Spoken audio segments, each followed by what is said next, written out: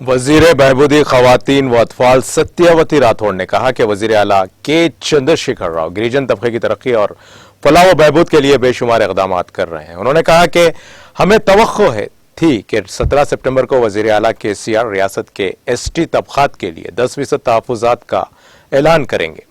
रियासती वजीर सत्यवती राठौड़ ने वजीर आला KCR की जानिब से ST तबकात को 10% तहफ़्फ़ुज़ात फराहम करने से मुताल्लिक़ किए गए ऐलान पर मसरत का इजहार करते हुए अपने कबीले की जानिब से वजीर आला KCR से इज़हार तशक्कुर किया।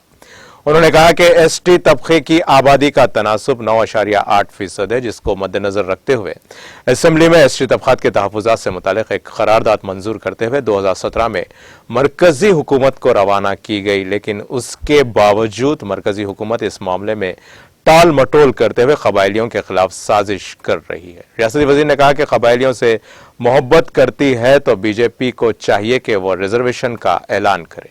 चुनांचे वजीर आला KCR की जानिब से ST तबकात के लिए तहफ़्फ़ुज़ात की फराहमी के ऐलान पर बंजारा हिल्स में वाक़े बंजारा भवन में रियासती वजीर सत्यवती राठौड़ की क़यादत में जश्न मनाया गया और बड़े पैमाने पर आतिशबाजी भी की गई और इस दौरान वजीर आला KCR की तस्वीर को दूध से भी नहलाया गया।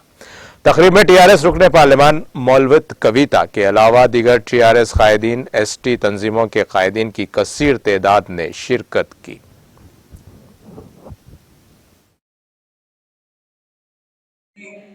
ఈ రాష్ట్రంలో ఓడు భూముల సమస్య పరిష్కారం చేయాలని చెప్పి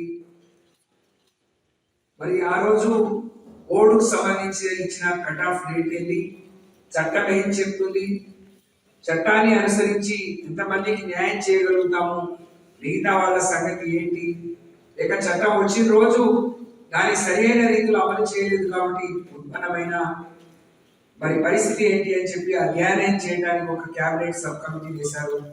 నేనే ఆ కమిటీకి చైర్మన్ గా ఉన్నాను. మా నివేదికలు ఇచ్చిన తర్వాత మొన్ననే క్యాబినెట్ లో నిర్ణయం తీసుకుని ఒక జీవో ఇచ్చారు. ఓడు భూముల సమస్య త్వరలోనే పరిష్కారం కానుంది. రిజర్వేషన్ గురించి ఎప్పుడు తెలుస్తుందో అని చెప్పి ఆందోళన ఉండేది. కానీ మా ఆందోళనని అర్థం చేసుకొని రిజర్వేషన్ తో పాటు మాకు బోనస్ గా గిరిజన బంధు కూడా ఇస్తా అని చెప్పి KCR గారు మాట ఇవ్వడం ఏదైతే ఉందో నేను నిన్న కూడా మాట్లాడుతూ చెప్పాను.